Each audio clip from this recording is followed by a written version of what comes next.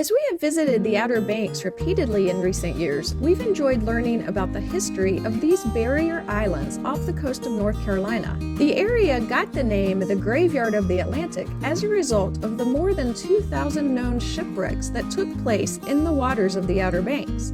There were a couple ways that attempts were made to protect ships as they traveled through the area. One was lighthouses. We have visited the lighthouses of the Outer Banks, and we have footage of them in our Outer Banks playlist if you're interested.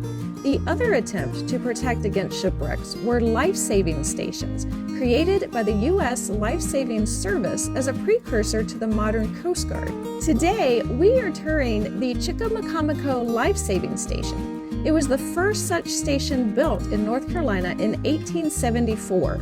It's one of the most complete U.S. life-saving service stations still in existence in the United States and is the only one open in North Carolina for touring. The Chicamacomico Life Saving Station is located in Rodanthe, North Carolina. You enter in this main building, which is the 1911 station, built to replace the original 1874 station, which is also on the property. You enter and exit through the gift shop. That's also where you buy tickets, which are $8 for adults and $6 for kids. Tickets allow you to tour the property and re-enter throughout the week if you'd like.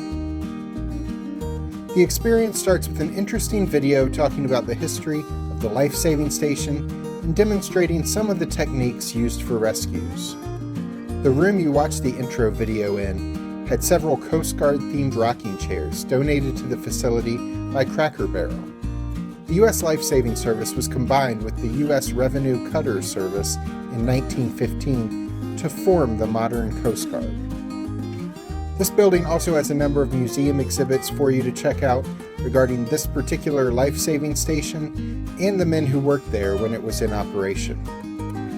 We learned a lot from the tour, including the fact that life-saving stations were built along all of America's coasts, including the Great Lakes, in the late 1800s and early 1900s.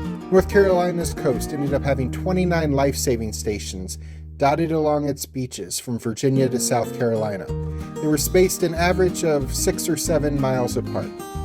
Each night, one of the station employees, also known as surfmen, would walk halfway between their station and the next, where they would meet someone in the middle from the next station and exchange numbered tags, as proof that the entire coastline had been searched through the night.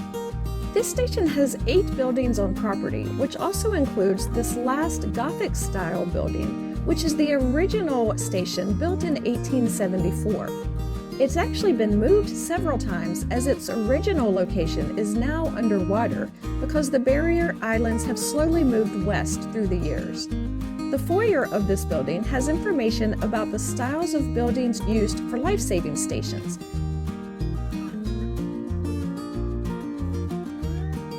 This building also houses the surf boat that was used in the most famous rescue at Chicamacomico. 42 crew members of the British ship the Merlot were rescued by 6 surfmen as their ship was sinking after being hit by a torpedo from a German submarine in 1918. This capsule-looking contraption is a lifeboat, which is a watertight chamber used to rescue people when the waves were too choppy to send out an open boat. As many as 7 people at a time could crawl into this container and be pulled to safety by a rope.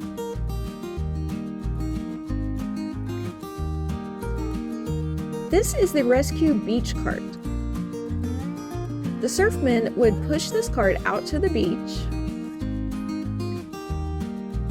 then use this thing that looks like a cannon called a Lyle gun to shoot ropes out to a boat. Once tied to the boat, they would use a pulley system to pull this breeches buoy back and forth across the rope to rescue people one person at a time. During the summer months, there's a rescue reenactment held every Thursday at 2 p.m. showing how the rescue cart, Lyle gun, and breeches buoy were used.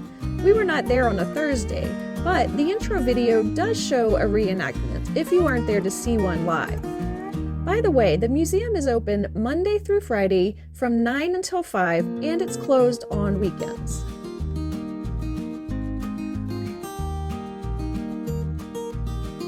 We also toured this cookhouse that was built in 1911. This one-room building was where meals were cooked and eaten by the surfmen on shift.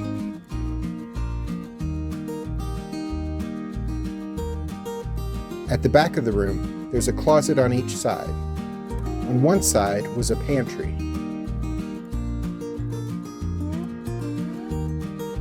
The other side was a cold storage closet where blocks of ice could be used to prevent food from spoiling.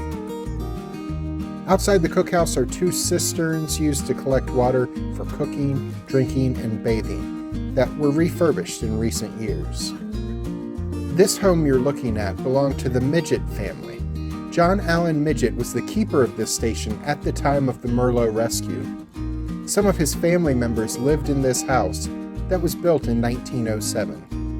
The family later donated this house and had it moved to this site to show visitors what daily life was like on Hatteras Island in the early 1900s. The brochure says this house was open for touring, but when we visited over the summer, it was all locked up. Being a good YouTuber, though, my wife got some pictures through the window. In a moment, Alice is going to show you my favorite part of this place, but first, if you're enjoying this video, please click the like button and stay tuned for a link to our historical sites playlist so you can see some other historically significant places we visited. We haven't shown you everything this place has to offer, but we do want to show you the watchtower in the main building, the 1911 station. After you see the gift shop and the welcome video and 2 floors of exhibits, you come to the stairway for the lookout tower. You have to maneuver up this cramped ladder area with a low ceiling. There are signs instructing you to climb up and down facing the ladder for safety purposes. Once you're on the top, you enter the room where surfmen were always on watch, each taking a 4-hour shift in the lookout tower.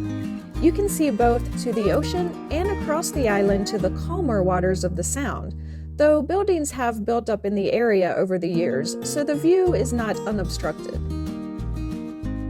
While on shift in the tower, the lookout was armed with binoculars and a chart book. They were watching out for ships in danger, but they also charted the safe passage of other boats through the area. As we were leaving the island, we stopped and looked at the Oregon Inlet Life Saving Station as well. It was refurbished in recent years, but has not yet been reopened to the public. Some of the OBX life-saving stations have been destroyed, but others still exist. Some are now in use as private homes. One that we know of is in use as a restaurant at a beach resort.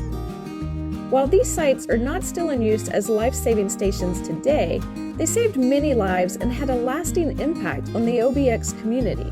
Several towns in the Outer Banks directly trace their origin to the creation of a life-saving station because station employees and their families built up communities around the stations where they worked.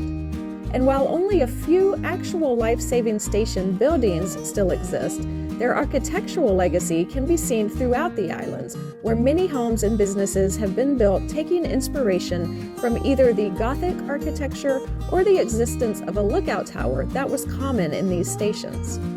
Click the links at the end to check out our historical sites playlist or our playlist of things that you should really check out in the Outer Banks. I'm Alice. And I'm Jack. Be sure to click the subscribe button and ring the notification bell so we can see you the next time we're traveling through.